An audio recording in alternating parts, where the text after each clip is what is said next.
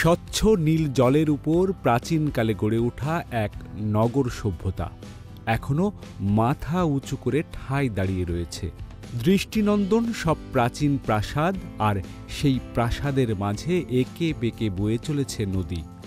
স্বচ্ছ পানিতে তাকালেই প্রাচীন নান্দনিক শহরের প্রতিবিম্ব ভেসে উঠছে, যেন শিল্পীর নিদারুণ কারুকাজে আঁকা এক শহর, যার রূপে মুগ্ধ গোটা দুনিয়ার পর্যটক।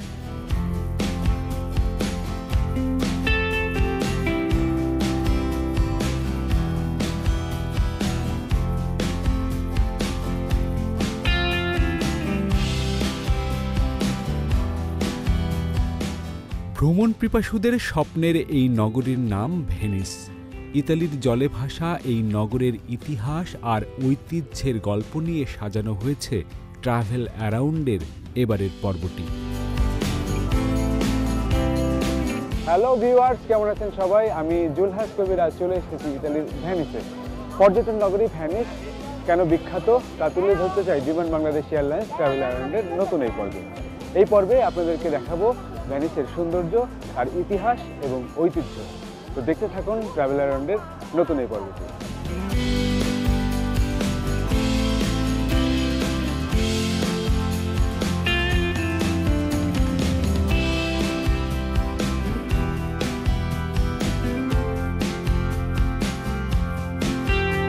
হ্যালো ভিউয়ার্স, কেমন আছেন সবাই? আমি জুলহাস কবির আজ চলে যাচ্ছি হিলটন থেকে, অর্থাৎ রোম থেকে যাচ্ছি ভেনিস। ইতালির অন্যতম একটি নগরী ভেনিস। সেই ভেনিস নগরী দেখতে যাচ্ছি সবাই মিলে। আমরা এই বাসটিতে করে যাব। আমরা ভোর 5টায় আমরা এখান থেকে রওনা হচ্ছি এবং এখান থেকে রওনা হয়ে আমরা ভেনিসে পৌঁছাবো হয়তো 12টা সাড়ে 12টার দিকে। আমরা এই বাসে করেই রওনা দিচ্ছি। আসুন বিস্তারিত দেখাবো কীভাবে আসলে আমরা যাচ্ছি ভেনিসের কাছে।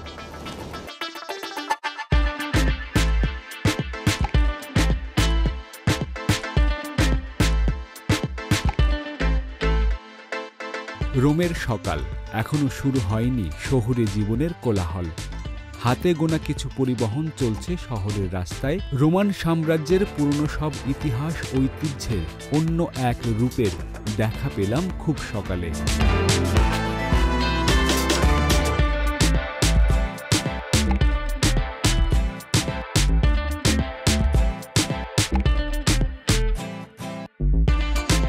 ইতালিয়ান হাইওয়ে ধরে এগিয়ে চলেছে আমাদের গাড়ি। রোম থেকে জলে ভাসা নগর ভেনিসের দূরত্ব প্রায় 530 কিলোমিটার। সবুজে ঘেরা ফসলি মাঠের মাঝ দিয়ে ছুটে চলেছি আমরা। চোখ জোড়ানো, মন ভোলানো এমন দৃশ্য সত্যি মুগ্ধ করছে সবাইকে।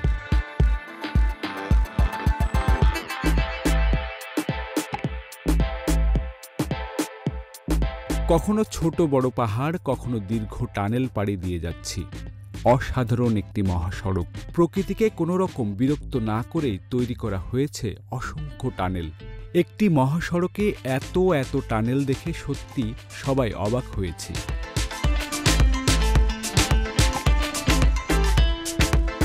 I didn't visit such a beautiful place. Even I didn't find such a number of tunnel anywhere. So আমাকে খুবই মুগ্ধ করছে। এবং আপনি যখন টানেল থেকে বের হচ্ছেন তখনই আপনি একটা সুন্দর পাহাড় দেখতে পাচ্ছেন।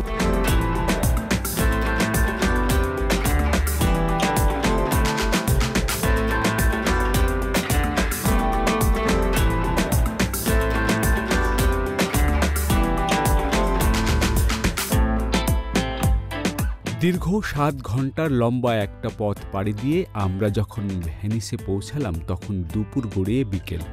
গাড়ি থেকে নেমে আমরা যাই ফেরিঘাটে। আগে থেকে সবকিছুই বুকিং করা ছিল, তাই বেগ পেতে হয়নি কোনো। এখান থেকে এমন ফেরিতে করে যেতে হবে ভেনিস নগরের সৌন্দর্য দেখতে। আমরা এখন রিভার ক্রুজে যাব। এসে প্রথমে আমাদেরকে এই বোটে করে এই সমুদ্র পাড়ি দিয়ে আমরা ভেনিস যে শহর, মূল যে আকর্ষণীয় জায়গা, সেই জায়গাগুলোতে যাব।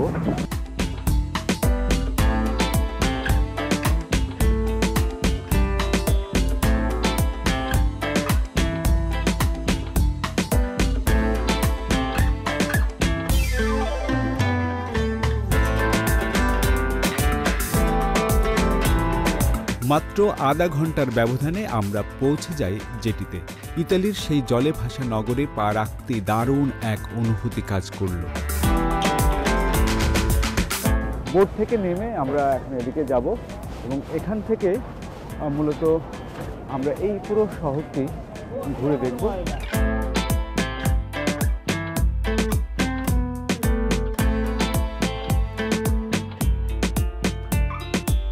হাজার হাজার পর্যটকে ঠাসা পুরো ভেনিস।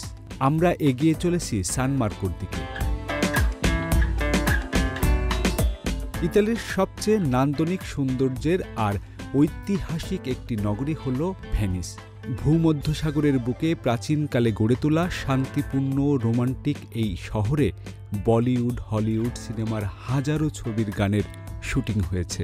যেখানে এই শহরের সৌন্দর্য প্রতিনিয়ত ফুটে উঠেছে তা আজ নিজ চোখে দেখছি, ভাবতেই ভালো লাগছে। সত্যি এই অসাধারণ তাদের স্থাপত্য। এই খালের পাশ ধরেই কিন্তু বাড়িঘর তাদের, এবং নৌকায় করে তারা কিন্তু আসছে। ভেনিস শহর পুরনো সেই ঐতিহ্য নিয়েই এখন পর্যন্ত টিকে আছে এবং পর্যটকদের আকর্ষণ করে যাচ্ছে। আদ্রিয়াটিক সাগরের উপকূলে ইতালির ভেনিটো অঞ্চলে বো অফ পিয়াভভ নদীর মিলনস্থলে প্রায় 414.57 বর্গ কিলোমিটার এলাকা নিয়ে গঠিত ভেনিস। 3 লাখ নাগরিক বুকে ধারণ করেছে এই নগরের 118টি ছোট ছোট দ্বীপ, 117টি খাল, আর এক দ্বীপ থেকে অন্য দ্বীপে পায়ে হেঁটে যাওয়ার জন্য রয়েছে 409টি সেতু। আর তাই রূপের পসরা সাজানো ভেনিসকে ভাসমান নগরীও বলা হয়। বছরের প্রায় সব সময় পর্যটকদের ভিড়ে মুখরিত থাকে এই শহরটি। প্রতিদিন গড়ে প্রায় 50,000 পর্যটক এই নগরের সৌন্দর্য দেখতে আসেন। এখানকার শিল্প, সাহিত্য, বিশেষ করে স্থাপত্য শিল্পে যে কারো মন জুড়িয়ে যায়। প্রতিটি ঘরবাড়িরও নান্দনিক রূপ, রং বেরঙের কারুকাজ নিয়ে দাঁড়িয়ে আছে জলের মধ্যে। এ যেন এক অপরূপ জলের শহর।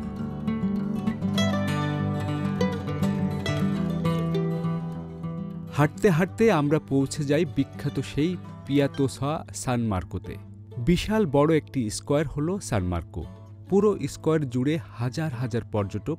জোয়ারের কারণে সমুদ্রের পানি উঠে গেছে এখানে। তবে পর্যটকদের সুবিধার জন্য বেশ কিছু উঁচু সিঁড়ির ব্যবস্থা করা হয়েছে। এত বেশি পর্যটক, সবাই কিন্তু যেতে পারছে না, ভিড় ঠেলে সবাইকে এগিয়ে যেতে হচ্ছে।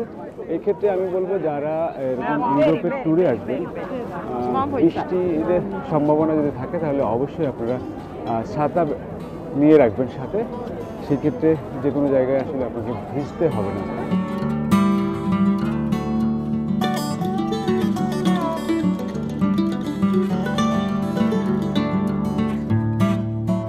এবার দুপুরের খাবারের পালা। ভেনিসের খুব পুরনো একটি রেস্টুরেন্টে আমাদের খাবারের আয়োজন। একটু পরপর মুখোশ, টুপি আর নানা রঙের কাচের জিনিসের দোকান তো আছেই।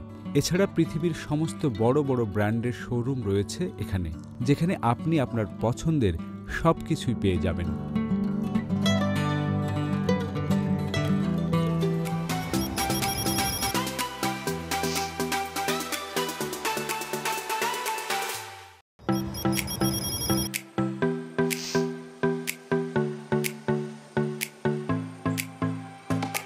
ইতালিতে যারা ভ্রমণে আসেন তারা সাধারণত কেউ এই ভেনিস নগরে ঘুরতে আসা মিস করে না। সমুদ্রের মাঝখানে একটা নগর, এবং সেই নগরের চারিপাশে যে খালগুলো, খালের পাশ ধরে যে ভবনগুলো নির্মাণ হয়েছে, সেই ভবনের বাসিন্দারা কীভাবে জীবনযাপন করছে এবং কীভাবে একটা নগর এত সুন্দর আকর্ষণীয় হয়ে উঠলো পর্যটকদের কাছে, সেই বিষয়গুলো দেখতেই কিন্তু সবাই আসে। তো আমরাও ঘুরছি এবং দেখানোর চেষ্টা করছি যে ভেনিস কেন এত পর্যটক আকর্ষণ করেছে। আমরা এই রেস্টুরেন্টটিতে খাওয়ার জন্য ঢুকছি এবং এখানে আমাদের জন্য নির্ধারণ করে রাখা হয়েছে দোতলাতে।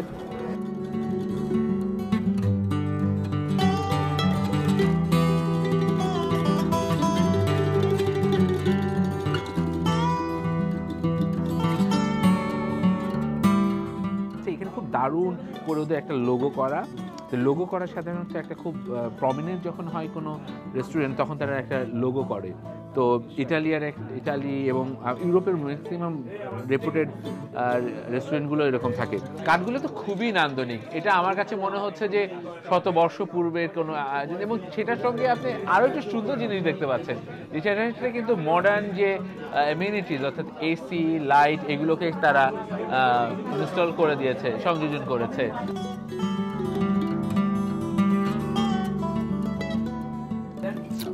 টুনা ফিশ দিয়ে আসলে পাস্তাটা তৈরি করা হয়েছে, খুবই মজা, আসলে খুবই মজা। আরও একটা গন্ধ আছে, ভেনিসে এসে এরকম একটি সুস্বাদু খাবারের স্বাদ।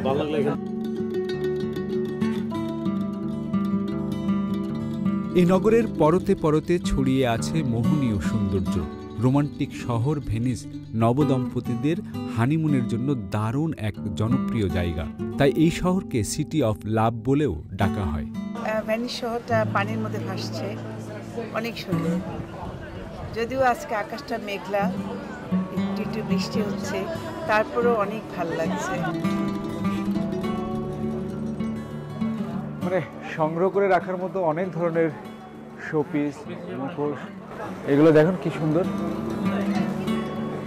বিভিন্ন উৎসবে বা অকেশনালি আপনি আপনার ঘরে সংরক্ষণ করার জন্য কিন্তু এগুলো সংগ্রহ করতে পারেন।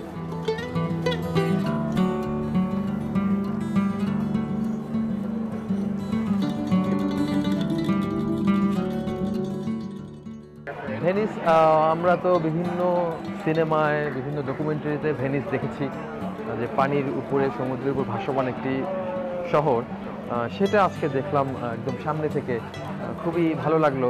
সবচেয়ে বেশি যেটা আকর্ষণ লেগেছে, এখানে পৃথিবীর সব বড় বড় ব্র্যান্ডের স্টোরগুলো কিন্তু এখানে আছে।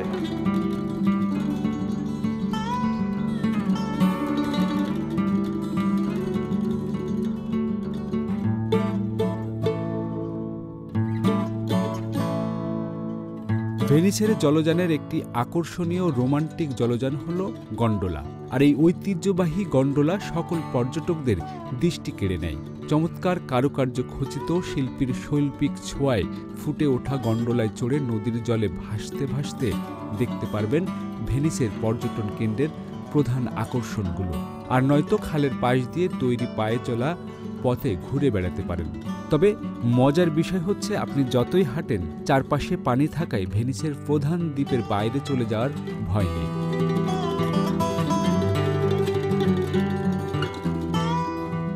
পৃথিবীর অন্যতম একটি পর্যটন গন্তব্য হলো এই ভেনিস। ভেনিসের মূল আকর্ষণটাই কিন্তু এই যে এখানে যে সকল ভবনগুলো রয়েছে, যাদের বাড়ি রয়েছে, তাদের এই যে সমুদ্রের সঙ্গে কানেক্ট হয়ে এই ক্যানেলটি কিন্তু এখানে এসেছে, এবং এই ধরনের ব্রিজ দিয়ে এক পার থেকে আরেক পারে যাচ্ছে, এবং এই ব্রিজের নিচ দিয়ে নৌকায় করে তারা কিন্তু এক প্রান্ত থেকে আরেক প্রান্তে যাওয়া আসা করেছে। যেহেতু এখানে যন্ত্রচালিত কোনো যানবাহন চলার সুযোগ নেই বা ওইভাবে এই শহরটি গড়ে ওঠেনি, এই পথটি সবচেয়ে আকর্ষণ করে পর্যটকদের। তাই তো সারা দুনিয়ার পর্যটক যখন ছুটে আসে, তাদের এই ব্যবস্থাপনা দেখে সত্যি মুগ্ধ হয়। আমরা সামনের দিকে আরও যাব।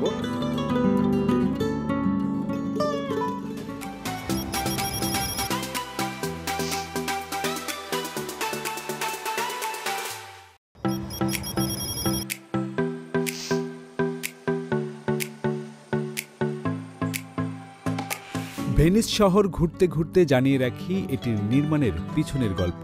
50 শতকের দিকের কথা। সময়টা ছিল পশ্চিমা রোমান সাম্রাজ্যের পতনের শুরুর দিকে। উত্তরের দিক থেকে বর্বর ও অসভ্য জাতি রোমের প্রাক্তন অঞ্চলগুলো নিজেদের নিয়ন্ত্রণে আনার জন্য উঠে পড়ে লাগে। নিরীহ বাসিন্দাদের উপর বর্বর হামলা চালানো হয় এবং লুটপাট খুব সাধারণ ঘটনা হয়ে দাঁড়ায় সেই সময়। হামলা থেকে বাঁচতে অন্য কোথাও বাড়িঘর তৈরির প্রয়োজনীয়তা অনুভব করেন তারা। ভূমি ছেড়ে জলাভূমির উপরেই বাসস্থান নির্মাণ করা তাদের কাছে উপযুক্ত বলে মনে হয়। বালুময় 3টি দ্বীপ টর্সেলো, জেসেলো এবং মালামুক্কের কাছেই শুরু হয় ভেনিস শহরের নির্মাণ কাজ।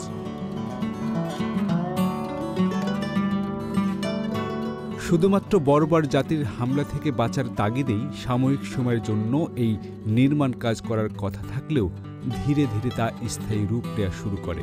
শুরুর দিকে এই কাজ শুধুমাত্র জেলেদের পরিবার, অর্থাৎ যাদের সাঁতার এবং পানির উপর ভেসে থাকার অভিজ্ঞতা রয়েছে তাদের মধ্যেই আবদ্ধ ছিল। প্রথম দিকে কম মানুষ থাকায় কিছু কাঠ, খড় এবং মাটির সহায়তায় কম ওজনের বাড়িঘর তৈরি করে বসবাসের কাজে ব্যবহার করা হতো। তবে পরবর্তী সময়ে অস্থায়ী বাসস্থানে প্রচুর মানুষের ধকল সামলাতে মজবুত এবং শক্ত ভিত্তির প্রয়োজনীয়তা অনুভব করে সেখানকার বাসিন্দারা।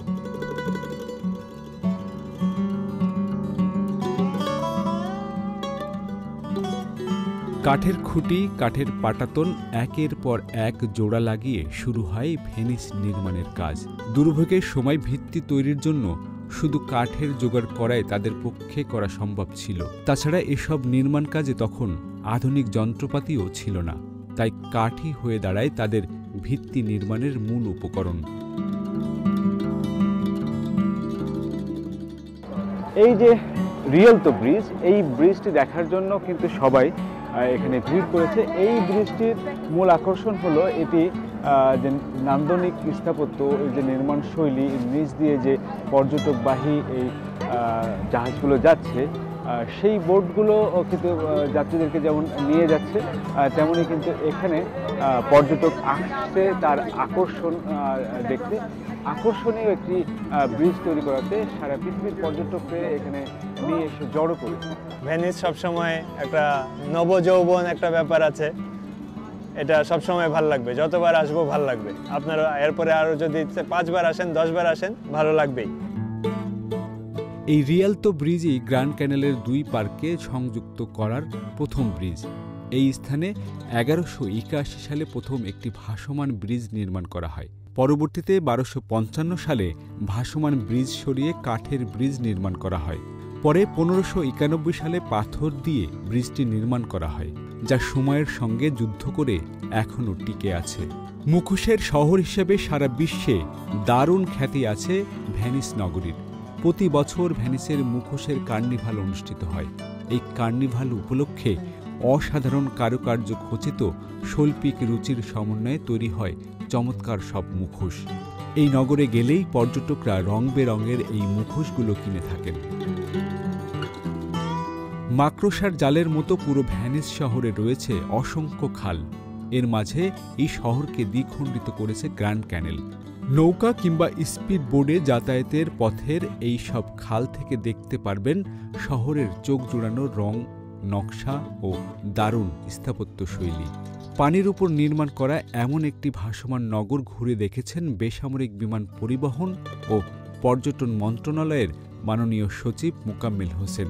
আগামীতে এই নগরের পর্যটনের অভিজ্ঞতা কাজে লাগিয়ে নদীমাতৃক বাংলাদেশকে অন্যতম পর্যটন গন্তব্য হিসেবে গড়ে তুলতে চায় সরকার।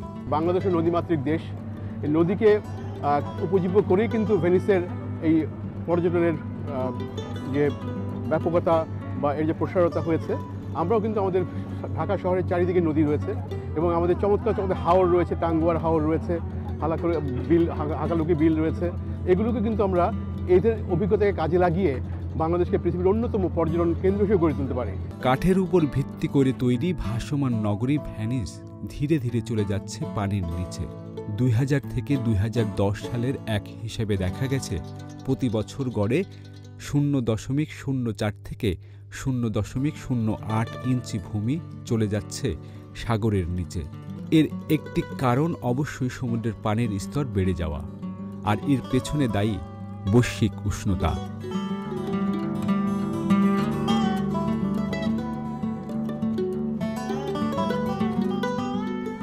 পৃথিবীর অন্যতম পর্যটন গন্তব্য ভেনিসের বিভিন্ন প্রান্ত ঘুরলাম এবং এর ইতিহাস ঐতিহ্য তুলে ধরার চেষ্টা করলাম এই পর্বে।